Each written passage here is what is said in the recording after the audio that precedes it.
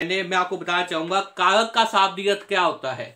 पहले जानिए कारक का शाब्दिक अर्थ क्या होता है, उसके बाद परिभाषा और फिर कारक के कितने भेद हैं, प्रत्येक भेद को बड़े ही विस्तार से उदाहरण के साथ आपको समझाया जाएगा विद्यार्थियों।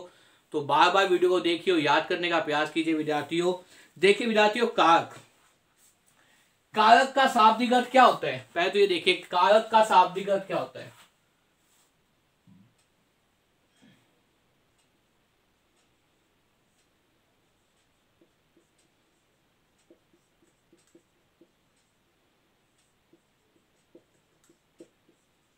कारक का शाब्दिक अर्थ क्या होता है विद्यार्थियों, होता है करने वाला।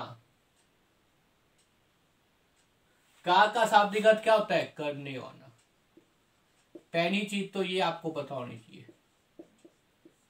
कारक का शाब्दिक अर्थ क्या है। कारक जो शब्द है उसमें कौन सा अर्थ छिपा हुआ है, उसमें छिपा हुआ है करने वाला। क्या छिपा हुआ है, करने वाला। अब क्या करने वाला, प्रश्न ये उठता है क्या करने वाला।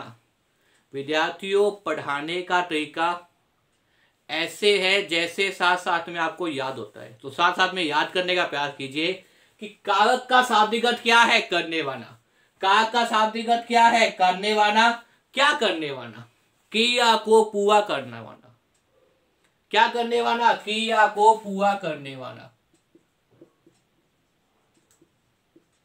क्रिया को पूर्ण करने वाला। क्रिया को पूर्ण करने वाला क्या हो जाएगा विद्यार्थियों, दो चीजें आपने याद किया जहां पे। कारक कारक का शाब्दिक अर्थ क्या है, करने वाला। कारक का शाब्दिक अर्थ क्या है, करने वाला।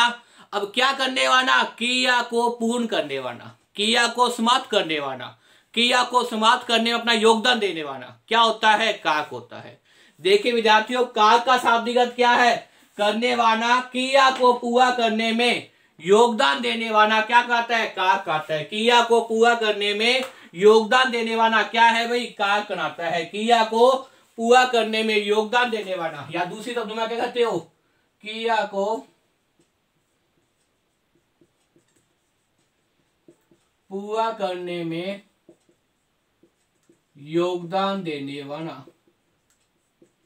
योगदान देने वाला, क्रिया को पूरा करने में योगदान देने वाला। ये क्या हो जाएगा, क्या तो ये कर दीजिए क्रिया को पूर्ण करने वाला, क्या कर दीजिए क्रिया को पूरा करने में योगदान देने वाला। तो क्या समझे विद्यार्थियों, कारक का शाब्दिक अर्थ क्या है, करने वाला। क्या करने वाला, क्रिया को पूर्ण करने में अपना योगदान देने वाला। शब्द क्या कहता है, कारक कहलाता है।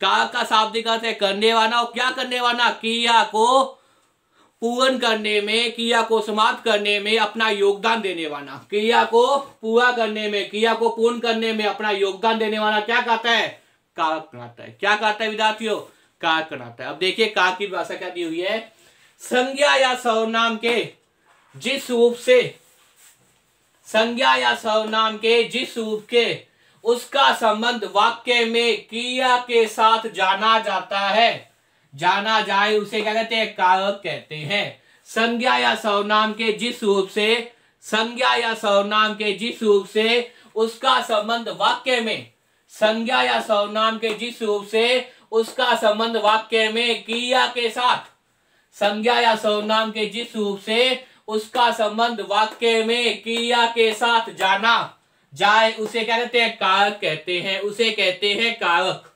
देखिए विद्यार्थियों, परिभाषा संबंध याद कीजिए कि वहां पे क्या होगा, संज्ञा या सर्वनाम। संज्ञा क्या है, नाम। मैंने बताया था जो नाम होते हैं वो क्या है, संज्ञा है।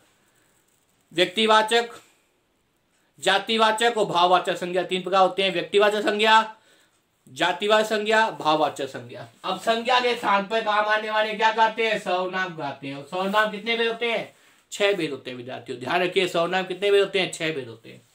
तो संज्ञा या सर्वनाम के जिस रूप से उसका संबंध क्या होता है भी, वाक्य में उसका संबंध किसके साथ होता है, वाक्य में क्रिया के साथ किया जाए। क्रिया का मतलब क्या है, काम, कार्य करना, कार्य करना या क्या है होना, एक ही बात है। क्या होता है, क्रिया होती है। संज्ञा या सर्वनाम के जिस रूप से उसका संबंध वाक्य में क्रिया के साथ क्या है, जाना जाए, क्रिया के साथ जाना जाए, उसे क्या कहते हैं, उसे हम विद्यार्थियों कारक कहते हैं। क्या कहते हैं विद्यार्थियों से, हम कारक कहते हैं। क्या कहते हैं विद्यार्थियों? कारक कहते हैं। बिना कारकों के वाक्य अपूर्ण दिखाई देता है, वाक्य का भावार्थ नहीं समझ में आता। तो इसलिए कारक क्या है? बहुत ही महत्वपूर्ण है व्याकरण के हिसाब से, और कारक में से प्रश्न आते ही है। तो मुझे उम्मीद है परिभाषा याद हो गई होगी।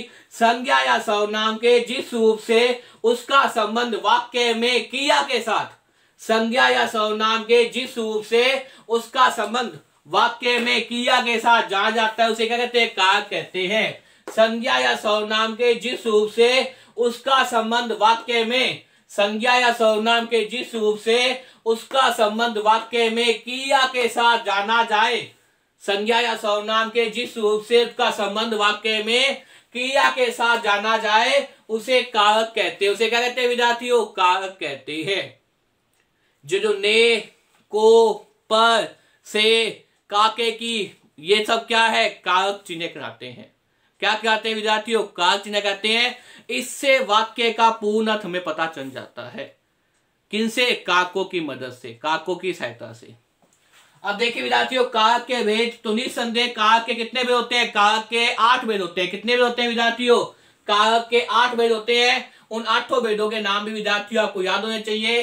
कर्ता कारक सबसे पहला कौन सा होता है? कर्ता कारक। उसके बाद कर्म कारक, उसके बाद कौन सा होता है? कर्म कारक। उसके बाद में करण कारक, तीसरे नंबर पे करण कारक, संपादान कारक, संपादान कारक, अपादान कारक, अपादान कारक, संबंध कारक, संबंध कारक, अधिगण कारक, अधिगण कारक और संबोधन कारक। कौन सा हो जाएगा?